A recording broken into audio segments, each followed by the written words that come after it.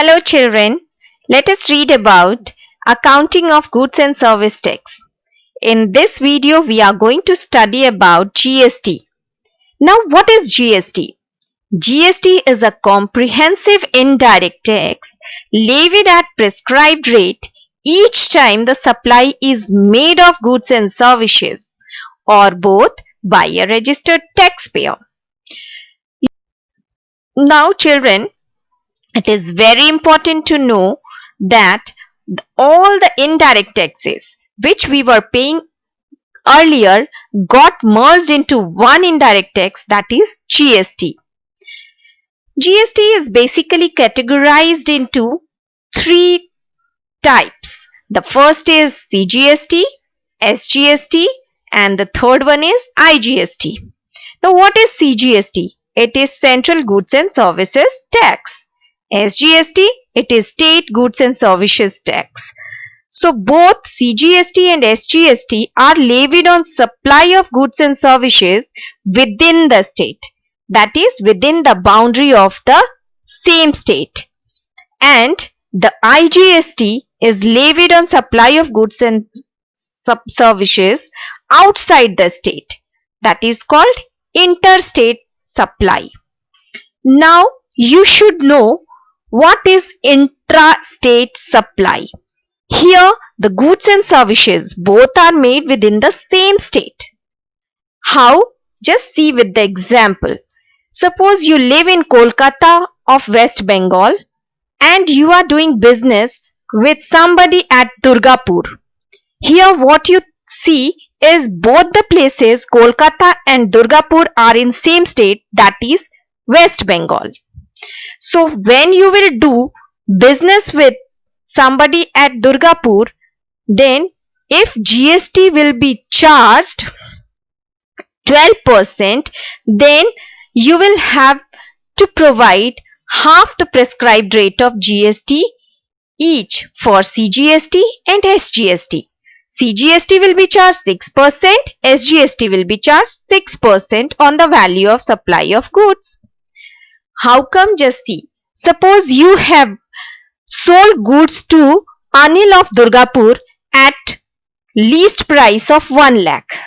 Then if you will provide GST of 6% CGST and 6% SGST, then in that case your least price is 1 lakh.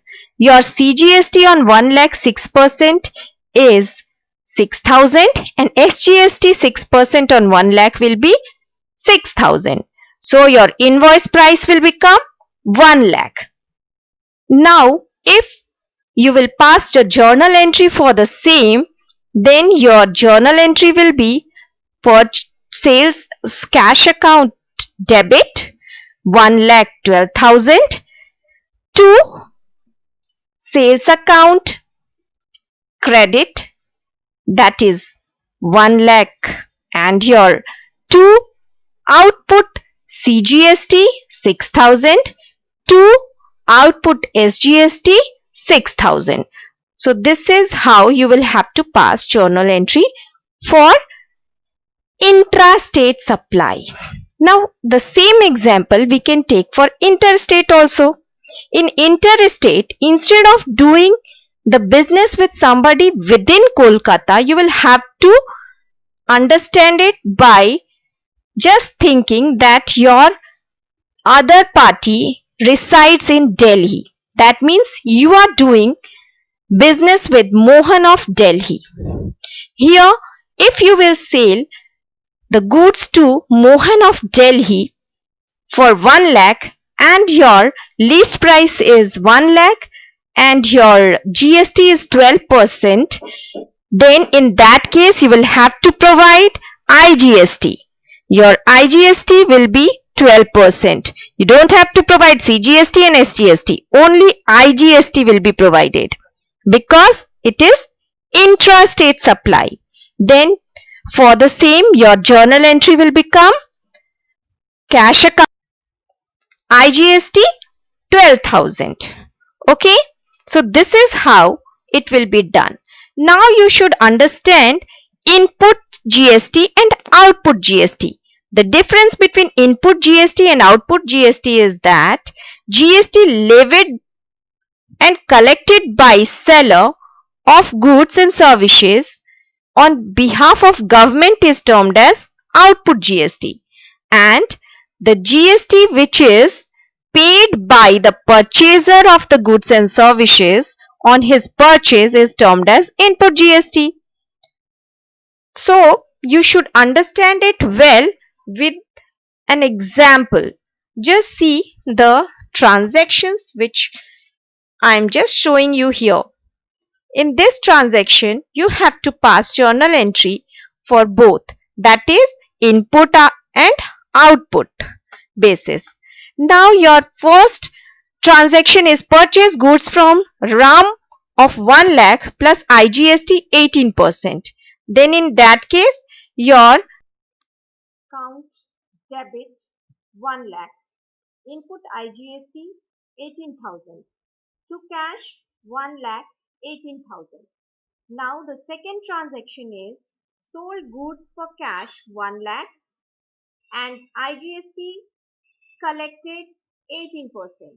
Now the transaction would be cash account debit 1 lakh 18,000 to sales account 1 lakh to IGST 1 lakh 18,000. Now for intrastate purchase and sale, let's see the third and fourth transactions. The third transaction is purchase goods for 1 lakh and CGST paid 9%, SGST paid 9%. So the transaction is purchase account debit 1 lakh, input CGST account 9,000, input SGST account 9,000 to cash account 1 lakh 18,000. And the fourth transaction is sold goods for cash 1 lakh and CGST collected 9%, SGST collected 9%. In the same way, for sales, sold goods to Krishna for 1 lakh plus CGST 9% and SGST 9%. Your entry will be cash account debit 1 lakh 18,000, to sales 1 lakh, to output CGST 9,000, to output SGST 9,000. So what you are noticing?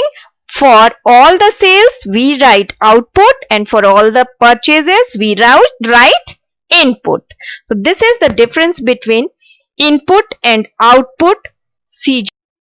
Now you should also know few things like GST is not levied on some of the following things, just like salaries and wages, educational services, electricity and water, health services, interest, supply of services to government, supply of goods and services to embassy of other country, and travel expenses claimed by a staff. For such things we don't provide GST. Okay. Now GST is not charged on capital introduced. That means if capital will be introduced, there we don't have to provide GST. Wages and salary, electricity, cash which will be deposited in bank, cash if it will be withdrawn from bank, then for other checks issued for the purchase and conveyance charge paid. Depreciation, amortization, in all these cases we don't provide GST. So you can take a pic of what I have highlighted over here. Just take a pic of this.